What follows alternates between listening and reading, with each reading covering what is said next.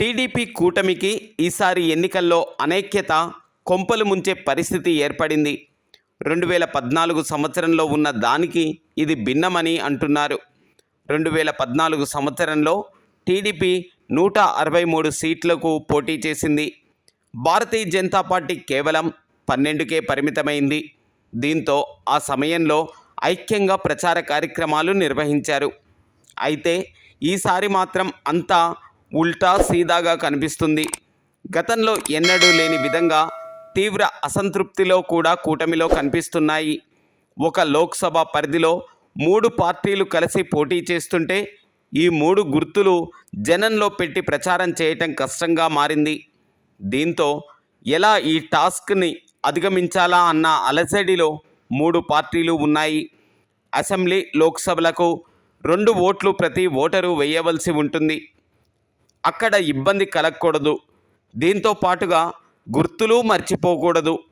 ఒక అసెంబ్లీ సీటుకు గాజు గ్లాస్కు వేసి ఎంపీ సీటుకు సైకిల్కు వెయ్యాలి అంటే ఓటరు మెదడులో రిజిస్టర్ అయ్యేలా చూడాలని కార్యకర్తలకు, నాయకులకు 3 పార్టీల అధినాయకులు హితబోధ చేస్తున్నారు. జనసేనకు 21 అసెంబ్లీ, 2 ఎంపీ సీట్లు, భారతీయ జనతా పార్టీకి 10 అసెంబ్లీ, 6 ఎంపీ సీట్లు ఇచ్చారు.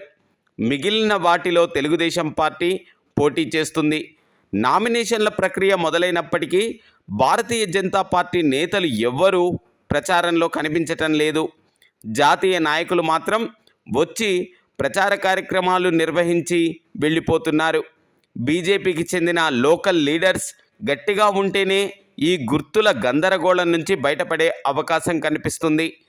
అసెంబ్లీకి ప్రచారం చేసుకునే అభ్యర్థులు ఎంపీ సీట్లకు సంబంధించి ఎక్కడా చెప్పటం లేదన్న ఆందోళన కూడా వ్యక్తమవుతుంది.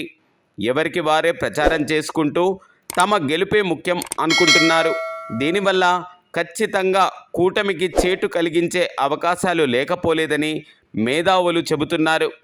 సహజంగా తెలుగుదేశం పార్టీ పెద్ద పార్టీ కావటంతో ఇంటింటి ప్రచారాల్లో ఎక్కువగా వారి జెండాలే కనిపిస్తున్నాయి అన్న వాదనలు కూడా వినిపిస్తున్నాయి. ఇక జనసేన పార్టీ నాయకుల జెండాలు కనిపిస్తున్నప్పటికీ బీజేపీ జెండాలు ఎక్కడా కనిపించడం లేదన్న ఆందోళన వ్యక్తమవుతుంది. ఈ నేపథ్యంలో ఈసారి ఖచ్చితంగా క్రాస్ ఓటింగ్ జరిగే అవకాశాలు లేకపోలేదని రాజకీయ విశ్లేషకులు చెప్పుకుంటున్నారు.